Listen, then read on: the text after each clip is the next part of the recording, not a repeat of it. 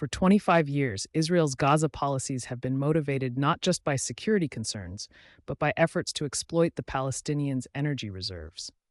With the smokescreen of the ceasefire, these behind-the-facade attempts are now rapidly escalating. New York, special to informed comment, feature. As the Second Intifada was about to begin in September 2000, PLO leader Yasser Arafat celebrated a natural gas discovery in a fishing vessel about 30 kilometers off the Gaza Strip. This will provide a solid foundation for our economy, for establishing an independent state with Holy Jerusalem as its capital, Arafat said. Efforts to undermine this noble hope that could have done so much to foster the Gazan economy have gone in tandem with the crumbling of the peace process. Gaza catastrophe is, also, mainly, about natural gas. Ever since the late 1990s, the eastern Mediterranean has become highly attractive to energy interests, with major fields like Israel's Leviathan, 600 billion cubic meters, BCM, Egypt's Zohr, 850 BCM, and the Gaza Marine Field, 28 to 30 BCM. Relative to Israel's Leviathan, which generates $10 billion annually in export revenue, or Egypt's Zohr field, which meets 40% of Egypt's gas demand, the Gaza Marine Field has a lower potential output. However, it could have a transformative impact on Gaza's economy and Palestinian living standards. Located 30 kilometers offshore from the Strip, the Gaza Marine Field was discovered in 2000 by British BG and the Palestinian Consolidated Contractors Company, CCC. It was expected to develop revenue at $4 billion. Let's put things into context. In 2023, Gaza's annual GDP amounted to less than $18 billion. This year, after Israeli decimation, it is estimated to be barely $350 million. So the field represents a lifeline to the Palestinians of Gaza and a great opportunity to overcome chronic energy shortages in Gaza, which remains highly dependent on foreign aid.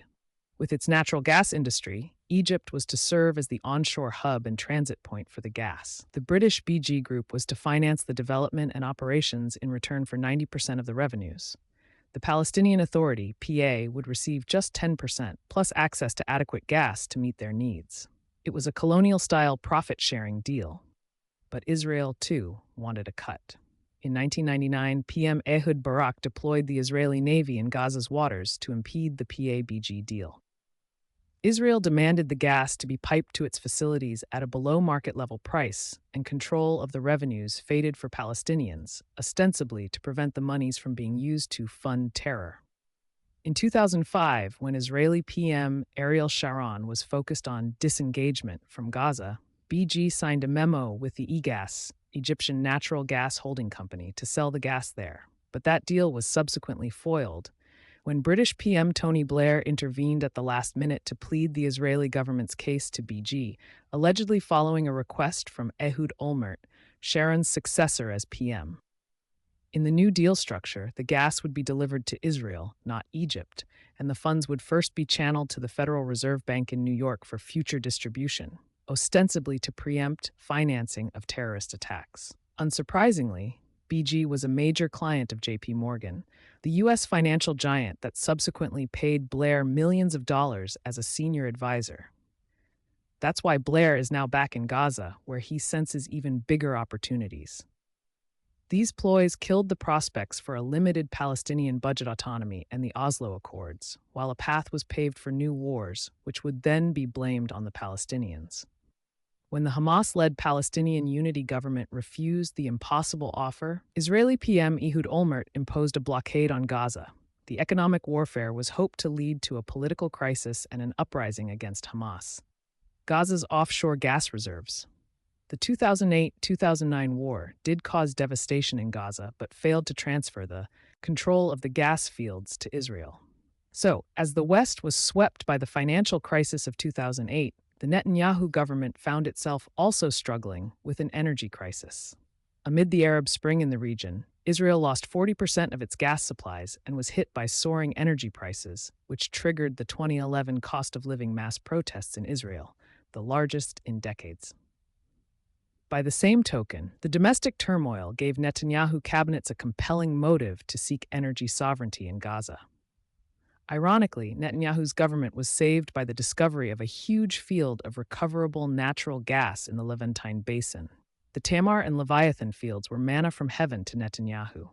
However, Israel claimed most of the newly confirmed gas reserves lay within its territory, which led to increasing tensions with Lebanon, Syria, Cyprus, and the Palestinians. To ease tensions, the U.S. pioneered its gas diplomacy, hoping to use the region's new energy wealth to bring countries in conflict back to the negotiating table.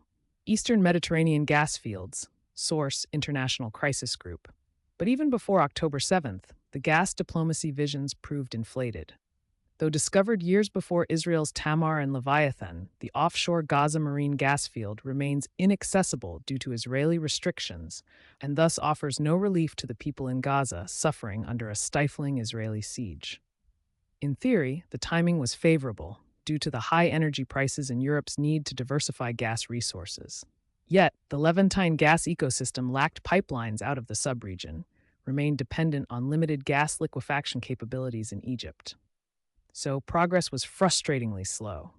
In addition to energy discoveries, there was still more at stake. Possible alternative distribution channels that ran right next to Gaza.